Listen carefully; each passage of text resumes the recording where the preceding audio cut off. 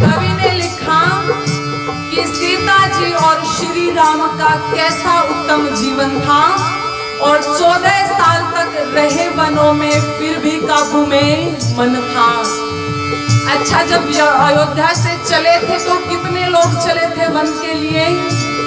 मर्यादा पुरुषोत्तम राम, माता सीता और लक्ष्मण, 3 लोग गए थे अयोध्या से निकल करके 14 वर्ष के लिए वनों के अंदर।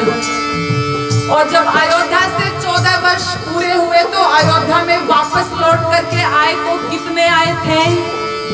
3 ही आए थे। ये मर्यादा थी। और कितनी मर्यादा थी?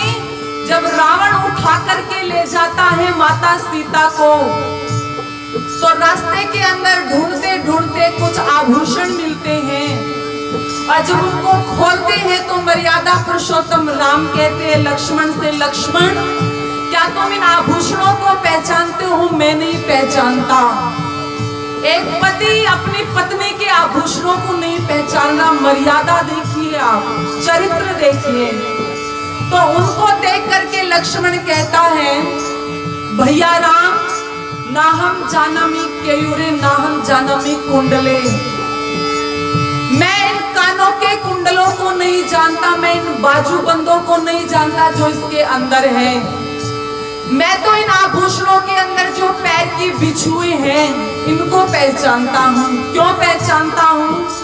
प्रातःकाल उठ करके माता सीता को चरण स्पर्श किया करता था, पैरों को छू करके हाथ लगाया करता था, नमस्ते किया करता था। तो मेरी दृष्टि केवल पैरों पर रहती थी, तो इन आभूषणों को तो मैं पहचानता हूँ। मैंने कभी चेहरे की तरफ नजर उठा करके नहीं देखा, इसलिए इन कानों के कुंडल और बाजूबंदों को नहीं पहचानता। ये रिश्ता होता था कभी देवर और भाभी का, ये चरित्र होता था कभी देवर और भाभी का। आज है ये चरित्र। जब आता है होली का उत्सव तो देवर और भाभी के नाम पर क्या फूहड़पन चलता है, क्या फूहड़पन चलता है। ये चरित्र हमारा नहीं है, ये संस्कृति हमारी नहीं है। इसलिए तीसरी पंक्ति में लिखा कि कैसा चरित्र था। ये तो रामायण की घटना बताई। आगे आ जाइए महाभारत की तरफ। लिखा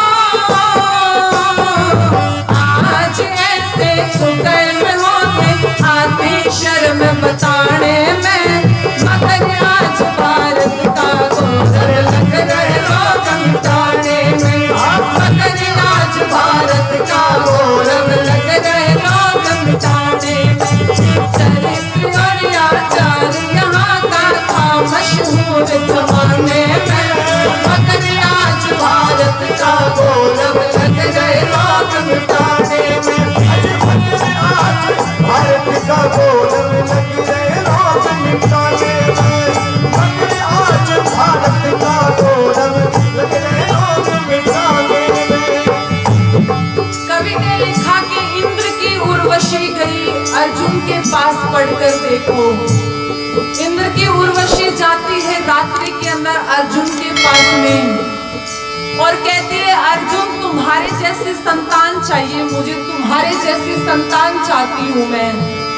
चरित्र देखना, रात्रि के समय में कोई महिला जाती है तो क्या मानसिकता लेकर के जाती होगी, लेकिन वहां पर अर्जुन का चरित्र देखिए। अर्जुन कहते हैं आपको मेरे जैसी संतान चाहिए, मेरे जैसा बेटा चाहिए, तो देर किस बात की है। अर्जुन ने तुरंत उस उर्वशी के पैरों को हाथ लगा दिया और कह दिया आज से आप मेरी माँ है और मैं आपका बेटा हूँ।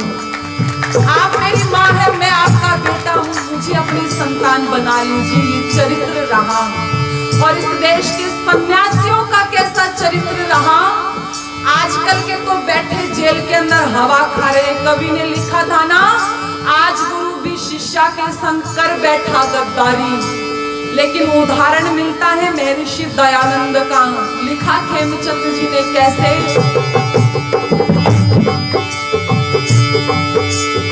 एक समय की घटना है, ऋषि मथुरा में जा ठहरे थे। एक देव ने चरण छू लिए, रुको रुको यूं कह रहे थे। एक देव ने चरण छू लिए, रुको रुको यूं कह रहे थे। अगर गौर से देखा जाए सागर से वो कह रहे थे। गंगा जी में गए भाग ठंडे जल में कह रहे थे।